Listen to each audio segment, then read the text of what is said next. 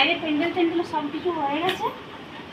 তো এতক্ষণে আসার সময় হলো? হ্যাঁ দেখ দেখিনি আমি একা হয়ে গেছি, আর 7 দিনও দেরি নেই। তুই এই এতক্ষণে হোস্টেল থেকে আসলি, কলেজের পরীক্ষা তো কবকে শেষ হয়ে গেছে। হ্যাঁ তোকে ফোন করে করে পাওয়া যাচ্ছে না, তুই এতদিন কী করছিলি? জানিস তো বন্ধু বান্ধবদেরকে নিয়ে একটু ব্যস্ত ছিলাম। ও বাবা, শুদ্ধ দিদির বিয়ে আর 7 দিনও বাকি নেই, তুই ওখানে আনন্দ ফুর্তি করছিস? হ্যাঁ আর এখানে আনন্দটা কে করবে? হ্যাঁ আমি এখানে একা হয়ে এখানে গেছি। করার জন্য আমি তো চলে এসেছি নাকি রে? হ্যাঁ ঠিক সেইটাই বল, বিকালে আজকে শপিং করতে যাবো, তোর জামাইবাবু মাত্র ফোন করেছিল। ও তাই নাকি রে? এমনি শপিং হয়নি? না এই কিছু শপিং বাকি আছে, তো যাবো আজকে বিকেলে। তুই যাবি তো আমার সঙ্গে? হ্যাঁ যাবো তো। ঠিক আছে, রেডি হয়ে যাবি। যা জল টল খা। হ্যাঁ জল পরে খাবো, আগে জিজুর ছবিটা তো দেখা। হ্যাঁ দেখ, এই যে দেখ, এই দেখ বলতে বলতে ভিডিও কল করেছে। হ্যাঁ আজকে আমার বোন চলে এসছে। হ্যাঁ এই তো এই কিছুক্ষণ আগে এসছে। এই যে নাও কথা বলো, অনেকদিন থেকে বলছি যে শালিকে দেখবো, শালির সাথে কথা বলবো, যে নাও কথা বলো। হাই জিজু, কেমন আছো? হাই জিজু, কেমন আছো? তারপর সব ভালো তো, সব ঠিকঠাক তো?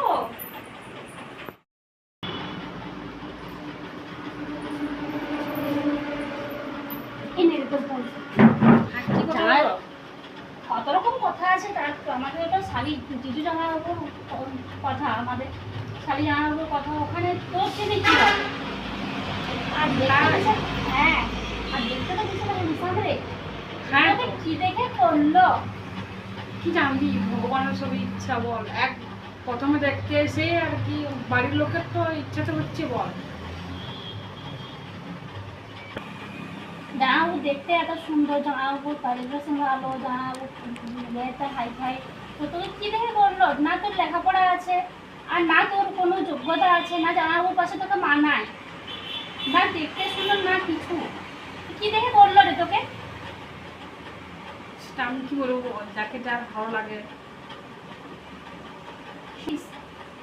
তাহলে দেখিস আরো।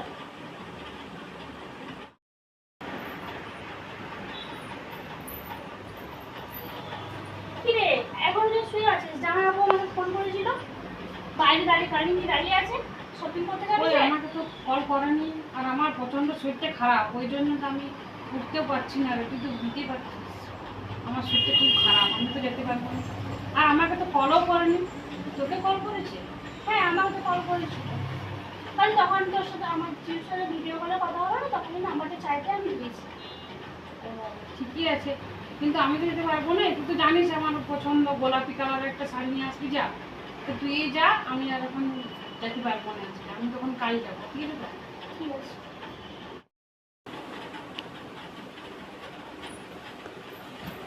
এই যে দেখ, এটা তো বিয়ে দেওয়া রয়েছে, বাকি শাড়িগুলো সবাই বাড়িতে সবাই দেখছে মা। লাল কালার নিলি, আমি তো বললাম গোলাপি কালার। হ্যাঁ গোলাপি বলেছি, গোলাপি তো হচ্ছে কি যে ভালো লাগে, গোলাপি প্রিন্টগুলো খুব একটা ভালো থাকেনি, তো লালটা আমারও জানিস খুব পছন্দ, তো প্রিন্টটা খুব সুন্দর, ওই জন্য লালটাই নিলাম। জানিস তো আমার লাল কালার একদম পছন্দ নয়, তোমার পিঙ্ক কালার পছন্দ। বিয়েটা কি তোর হচ্ছে না আমার হচ্ছে বল? শাড়িটা অন্তত আমার পছন্দের আনতে পারতি। বরটা তো তোর পছন্দ, সাইড না হলে আমারই পছন্দ হোক।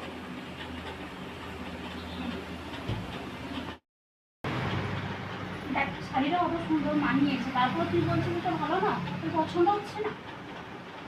না ঠিক আছে তুই দেখ, আমার একটা কল আসছে, ঠিক আছে?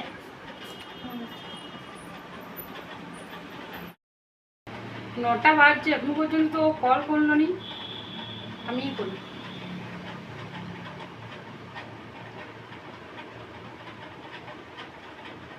ব্যস্ত খারাপ করে।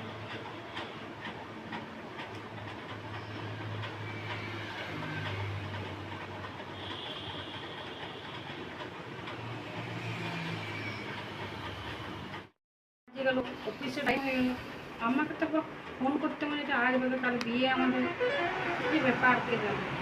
আমি আবার কলটা করি।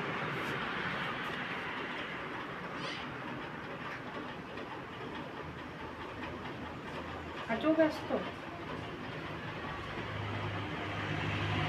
কি কাজ করছে?